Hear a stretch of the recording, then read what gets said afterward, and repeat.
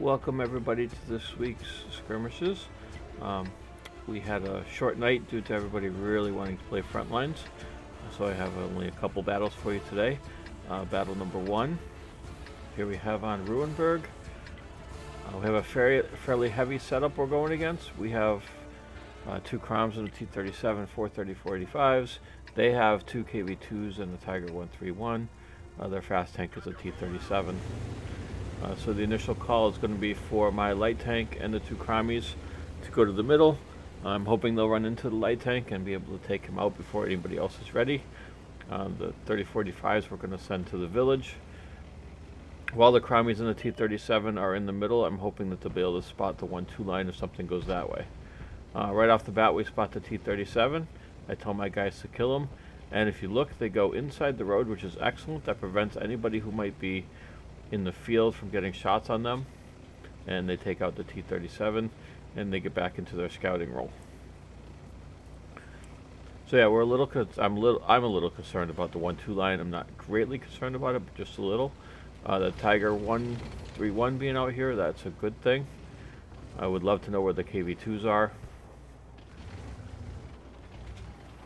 Now we're just going to wait for everybody to get in position. If you look at the mini-map, you see one guy still at the cap. That was not intentional. He was having massive ping issues. That's Rocket to me. Rocket lives way out in the boonies, and he has a lot of internet problems. So now we see a majority of the tanks still don't know where the KV-2s are, and I call for the 30-45s to go down the 0 line, stay as far into the bushes as they can stay and not get spotted. As we start moving that way, our light tank is going to take advantage of that and also come with us, leaving the Cromwells out in the field to get cross shots. So now we're just getting into position.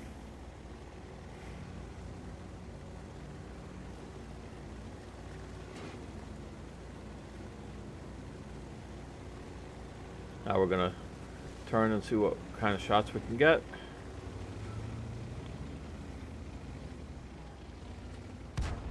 Apparently Slappy thinks he's got shots. I obviously don't have any shots. We're going to move in a little bit here, see if we can get some lights. Now Slappy's getting some. Cromwells aren't seeing anything. The Sturv is almost dead.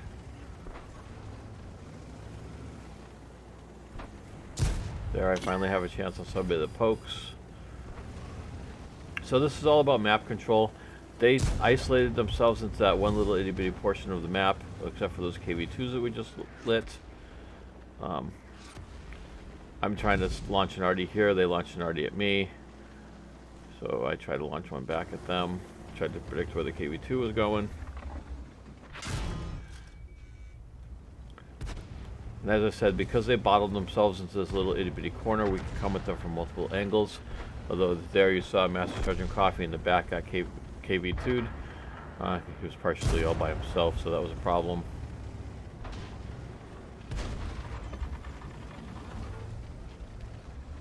Actually, both of our Crommies are gone at this point, which is disappointing, but we can handle life. We're down by a tank. I don't feel we're in bad positions here.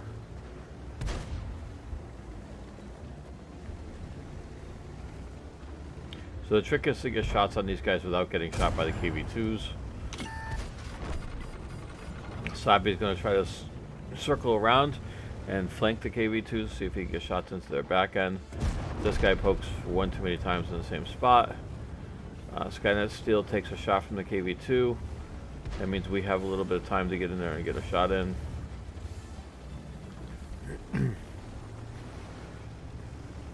Rocket crosses, he finally connected.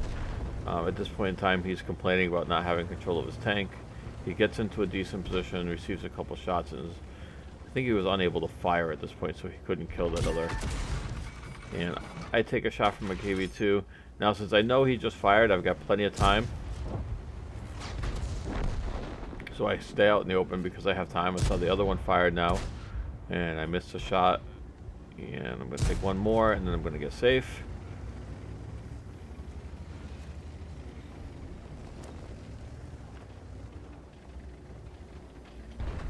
And like I said, Rocket was completely really not in control of his tank there, so he died. And Slappy's finally going around back, getting a flank on the far KV2. Hopefully he's looking at Slappy. And I've got shots on this guy who just fired. Finish him off. And now all of us in the back are going to push towards Slappy and the last remaining KV2. So like I said, it was all about positioning, map control. They had none, we had it all. We could have even repositioned all the way around the map if we needed to, but we didn't feel we needed to.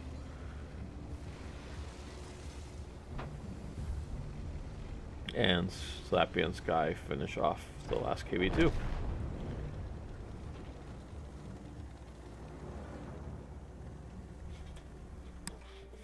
Now we go into our next battle.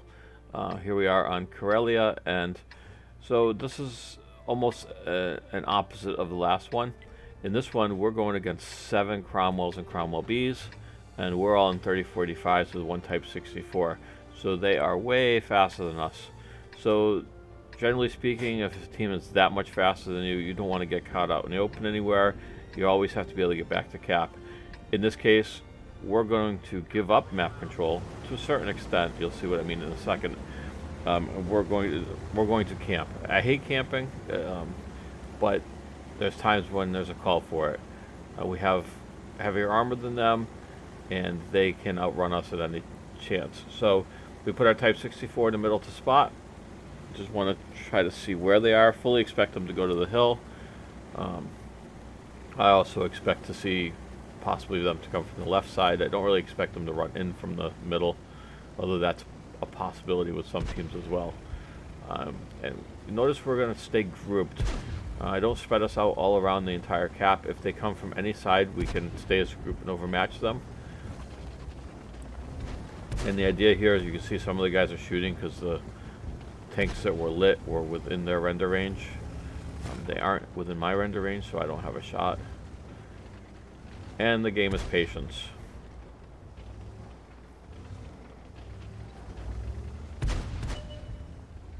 Everyone gets lit, it gets set on fire. Everybody that can shoots at them. We don't manage to put him out of his misery. My biggest concern at this point is the rest of their Cromwells. I think they're going to come from the 1-2 line. I don't know if I think that they will come from there. I think that there's a good possibility they'll come from there.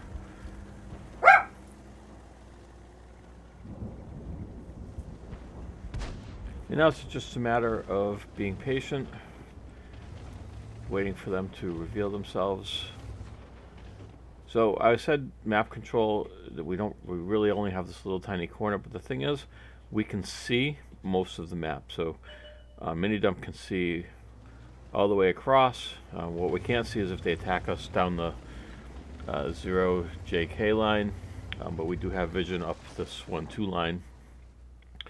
And there's a very good chance we'd see them on the JK line as well, but because there's a little hill there, it would be more difficult.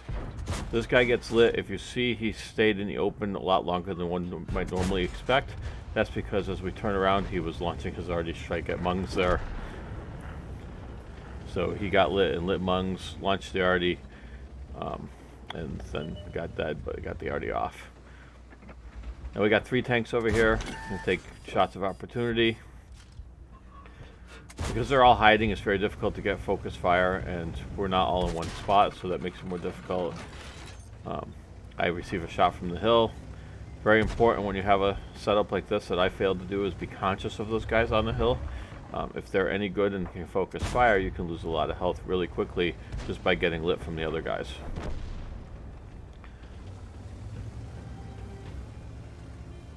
And most of my team here has been conscious of that. They've kept themselves out of the line of fire of those guys on the hill. Now we've got about a half health Cromie back there. Oh, he's full health. Coffee was going to try to spot him. Actually, momentarily I sent Skynet, who's over there and is full health. With our support, he should be able to take this tank. Actually, I had kind of wanted Coffee to go with them, but Coffee stayed back. Nicely, though, I get a couple shots into this Cromwell before Skynet gets there. Now, ideally, in this case, Skynet would fight him from right there. I think he misunderstood our instructions. I put another shot into Cromwell, and he goes around the other side. Now, the reason I say ideally is because if he fights him on the side he was on, then I'm going to get shots on him. If he goes over to the side that he's looking at, I'm not going to get any shots on him because he's not going to poke out far enough. And on top of that, here you'll see Skynet gets lit on fire, and he doesn't run a fire extinguisher, so he burns to death. Coffee moves into position now to try to support. It's a little late. So this Cromwell is responsible for Skynet's death, and very shortly, Coffee being a one-shot is going to pay the price for that too.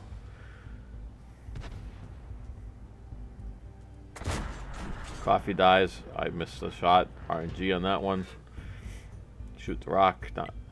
Would be nice if we shot the tank, not the rock. So it's pretty even right now. I still think we have better positions. If they try to come get us, and we're very healthy tanks. Well, that guy in the middle obviously has very little health. The guy on our left has very little health.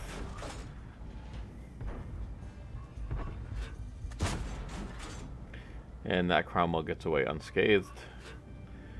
So now we have 4 tanks to their 2 tanks. I'm going to send the Type 64 and one of our 3485s to chase after that one Cromwell. And me and Lightspar are going to go after this other Cromwell. I felt I could have taken this Cromwell on my own if need be, but we decided to send 2 in each direction. And the expectation here, honestly, is that this guy's long since left. He wasn't faring well. He knew we had shots on him if he got lit. It looked like the Cromwell on the hill was backing off. Not sure where they're going to hole up, but I thoughts were that they were actually, if they were halfway decent, that they were going to run somewhere and hide together and hope that they outspotted us. As you can see, he's no longer here. Yeah, I think I'm going to speed up the video here for a little bit, because at this point we're just looking for him. If you watch the mini-map, you can see the other guys don't see him on the hill. And they're gonna, Mini's gonna try to light them from the little sniper spot there, and meanwhile they're gonna head off towards the cap. Oh, we found him. He's looking the wrong way. Missed my first shot. I stay out in the open knowing I get to take a shot, and then we spot the other guy, and I put one into him. Now I said I would stay out in the open because I could take a shot. I take 2 here, and then I run into the stupid rock, so I take a 3rd and bounce that one, and a 4th. Poor play on my part, but it works out in the end. So now we know where they are. The other 2 are going to call them the flankers. They're going to head on their merry way. In theory, Lightspar and I could push these 2, but it's not necessary, so we don't even bother to try. And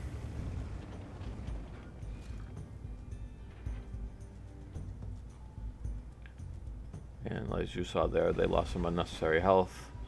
At this point, he shouldn't be poking at all. I shot the other bush in case the other tank went back to the bush. Rest behind the rock and drop my spot.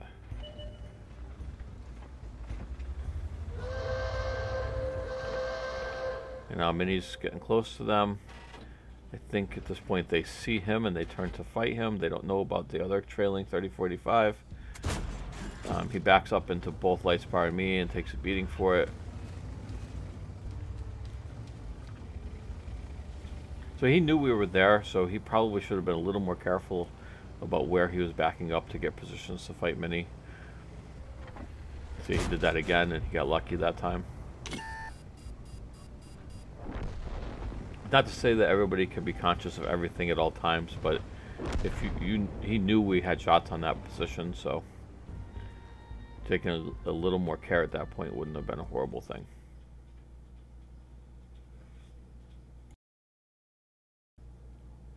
As always, thank you for watching my Tier 6 skirmish videos.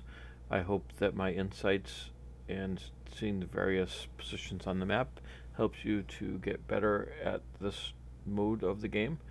My favorite by far mode. I hope it helps you get better in everything except your battles against us. Please like and subscribe and leave comments as you feel